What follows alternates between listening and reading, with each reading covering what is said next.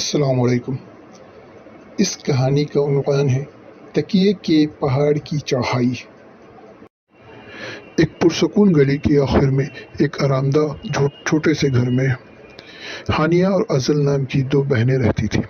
ہانیہ بڑی بہن جو 3 سال کی تھی، اس کی آنکھوں میں چمک تھی اور دل تخلیقی صلاحیتوں سے بھرا ہوا تھا۔ ازل 2 سال کی عمر میں ایک دائمی مسکراہٹ اور مہم جوئی کا جذبہ رکھتی تھی۔ ایک ساتھ وہ خوشی اور تخیل کی ایک نہ رکنے والی جماعت تھی۔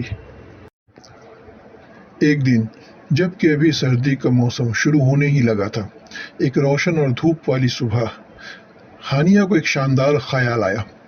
اس نے تمام تکیے ان کے بستروں سے اکٹھے کیے اور صفائی کے ساتھ کمرے کے بیچ میں رکھ دیا، اور پھر اس نے صوفے سے بھی سارے تکیے اکٹھے کیے اور اسے بھی وہیں ان تکیوں کے اوپر تہ بتہ سجا کر رکھ دیا، جس سے ان تکیوں کا ایک چھوٹا سا پہاڑ بن گیا، روحوں کی ایک پہاڑی جسے دریافت ہونے کا انتظار ہے۔ ہانیہ، تم ان سب تکیوں کے ساتھ کیا کر رہی ہو؟ ازل نے پوچھا تو اس کی آنکھیں تجسس سے بھر گئی۔ ہانیہ نے اپنی چھوٹی بہن کو پراسرار مسکراہٹ سے دیکھا۔ ہم ایک عظیم مہم جوئی پر جا رہے ہیں ازل، ہم ان تکیوں کی پہاڑی پر چڑھنے جا رہے ہیں۔ ازل کا چہرہ چمک اٹھا اور جوش سے تالیاں بجانے لگی۔ وہ یہ دیکھنے کے لیے انتظار نہیں کر سکتی تھی کہ اس مہم جوئی میں کیا شامل ہے۔ محتاط قدموں کے ساتھ وہ دونوں اپنے تکیہ کے پہاڑ پر چڑھ گئے۔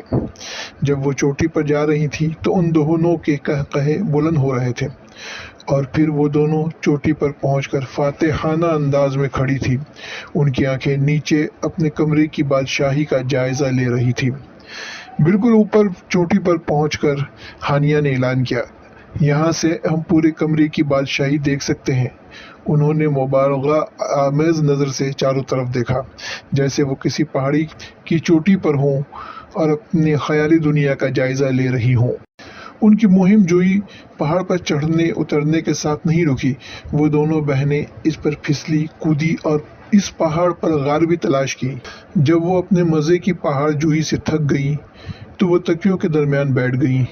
ان کی سانسیں سست ہو رہی تھی جب وہ آپس میں کہانیاں بانٹ رہی تھی، سرگوشیوں میں راز کہہ رہی تھی اور آنے والے مزید تکیے کی مہم جوئی کے خوابوں کو بن رہی تھی۔